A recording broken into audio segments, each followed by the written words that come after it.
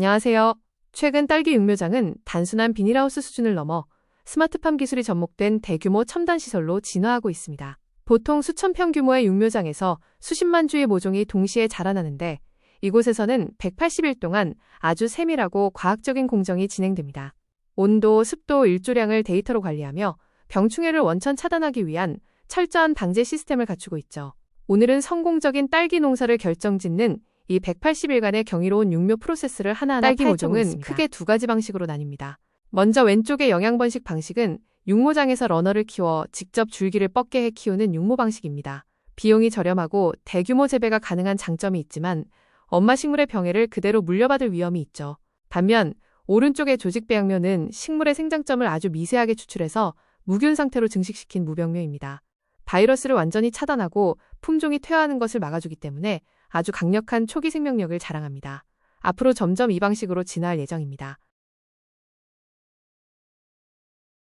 딸기 모종이 태어나 우리 식탁에 오르기까지는 약 6개월의 긴 여정이 필요합니다. 3월과 4월에 엄마 식물인 모주를 심어 세력을 키우는 것으로 시작하죠. 5월부터는 줄기가 뻗어나오며 본격적으로 자식 모종을 늘려가고 6월과 7월에는 이들을 분리해 정밀한 환경에서 뿌리를 내리게 합니다. 한여름인 8월에는 고온을 견디며 잠시 잠을 자는 휴면기를 거치고 드디어 9월이 되면 꽃눈이 생기는 화합 분화를 유도한 뒤 농가로 판매되거나 봄밭에 심어집니다. 이 180일간의 고비마다 어떤 관리가 필요한지 이제 단계별로 자세히 알아볼까요? 첫 번째 단계는 3월에서 5월 사이에 이루어지는 모주 정식입니다. 이때 가장 중요한 것은 청결입니다. 병해충을 원천 차단하기 위해 반드시 소독된 무균 상토를 사용해야 하죠. 엄마 식물이 심어지면 농부는 아주 단호해져야 합니다. 초기에 올라오는 꽃대나 늙은 잎들을 과감하게 제거해줘야 하는데요. 이는 꽃이나 열매로 갈 에너지를 오직 줄기, 즉 러너를 만드는 데만 집중시키기 위해서입니다. 이 과정을 에너지 리디렉션이라고 부르기도 하죠. 이렇게 정성껏 관리하면 건강한 엄마 식물 한 포기에서 최대 20개까지 아주 균일하고 튼튼한 자식 모종을 얻을 수 있습니다. 줄기가 충분히 뻗어나오면 이제 자식 모종을 포트에 안착시켜야 합니다. 이를 유인 또는 피닝이라고 합니다. U자 모양의 핀을 이용해 줄기를 포트 구멍에 딱 붙여 고정하면 거기서 새 뿌리가 나오기 시작하죠. 뿌리가 어느 정도 내리면 아주 중요한 결단을 내려야 합니다. 바로 조기 삽목인데요. 엄마 식물과 이어진 줄기를 과감히 잘라 독립시키는 겁니다. 왜 그럴까요? 바로 탄저병 같은 전염성 병해가 엄마에게서 자식에게로 옮겨가는 것을 물리적으로 완벽히 차단하기 위해서입니다. 스스로 일어설 수 있게 독립을 시켜주는 것이 오히려 모종을 보호하는 핵심 방제 기술이 됩니다. 여름철 육묘 관리의 최대적은 바로 고온입니다. 온도가 35도 이상 올라가면 딸기는 칼슘을 흡수하는 능력이 급격히 떨어집니다. 이때 잎 끝이 타들어가는 팁번 현상이 발생하기 쉽죠. 이를 해결하기 위해 첨단 육묘장에서는 맹물 교차 관수 시스템을 사용합니다. 영양액을 한 번 준 다음에 다음번에는 순수한 맹물을 주어 씻어내는 방식입니다. 상토 속에 쌓인 불필요한 비료 성분과 염류를 씻어내주면 식물이 받는 스트레스가 최소화되고 뿌리가 훨씬 건강하게 숨을 쉴 수 있습니다. 고도의 정밀 제어가 필요한 고급 관리 기술이라 할 수 있습니다. 7월과 8월의 뜨거운 태양 아래서 모종을 지키는 것은 전쟁과도 같습니다. 우선 물리적으로 온도를 낮춰야 하는데요. 차광망으로 햇빛을 조절하고 미세한 안개를 뿜어주는 쿨링포그와 대형 배기팬을 가동해 하우스 내부 온도를 떨어뜨립니다. 동시에 화학적, 생물학적 방어벽도 세워야 합니다. 탄저병이나 시드름병이 창궐하기 쉬운 시기이므로 비료 농도를 낮춰 식물의 몸을 가볍게 만들고 주기적인 약제 방제를 실시합니다. 공기순환을 극대화해 습도가 정체되지 않게 하는 것이 병원균의 증식을 막는 최고의 비결입니다.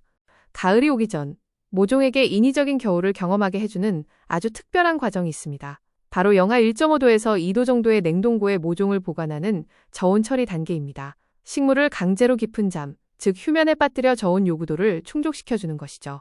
이렇게 추운 겨울을 미리 경험한 모종은 나중에 봄밭에 심겼을 때 추위에 견디는 힘이 극대화됩니다. 특히 잠에서 깨어날 때 하얀 새뿌리, 화이트 루트가 폭발적으로 발달하면서 거의 100%에 가까운 생존율과 엄청난 활착력을 보여주게 됩니다. 드디어 마지막 단계, 9월입니다. 이제 모종이 열매를 맺을 준비를 하도록 화합 분화, 즉 꽃눈 형성을 유도해야 합니다. 출하 한 달 전부터는 질소 비료를 끊는 질소 단수를 실시합니다. 대신 인산과 칼륨 비율을 높여 식물체 내에 탄수화물이 충분히 축적되게 만들죠.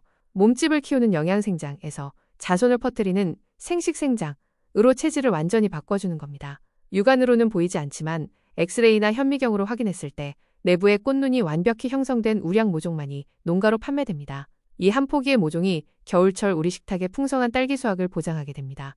현재 우리나라는 세계 최고 수준의 딸기 육묘 기술력을 보유하고 있습니다. 대표적으로 충남 논산은 전국 생산의 20%를 차지하며 서량이나 킹스베리 같은 국산 품종의 핵심 메카로 자리 잡았습니다. 전남 담양은 죽향 같은 프리미엄 품종을 중심으로 지자체 주도의 독자적인 육묘 모델을 성공시켰죠. 또한 경남 밀양과 진주는 스마트팜 혁신밸리를 중심으로 ICT 정밀 육묘 기술을 선도하며 금실 같은 수출 특화 품종의 대량 생산 기지 역할을 하고 있습니다. 이러한 최첨단 육묘 기술 허브들이 한국 스마트 농업의 미래 경쟁력을 든든하게 이끌고 있습니다. 마지막으로 딸기 육묘장에서 사용하는 비료 관리 방법을 종합적으로 설명하겠습니다. 먼저 왼쪽을 보시면 육묘 단계별 비료 관리입니다. 육묘 전반기와 중반기에는 뿌리 발달과 런너 발생을 위해 질소, 인산, 가리가 균형 잡힌 NPK 비료를 공급합니다. 하지만 육묘 후반기에는 관리 방법이 달라집니다. 이 시기에는 꽃눈 형성, 즉 화합 분할을 유도하기 위해 질소 비료를 줄이고 칼슘 중심으로 관리하는 것이 중요합니다.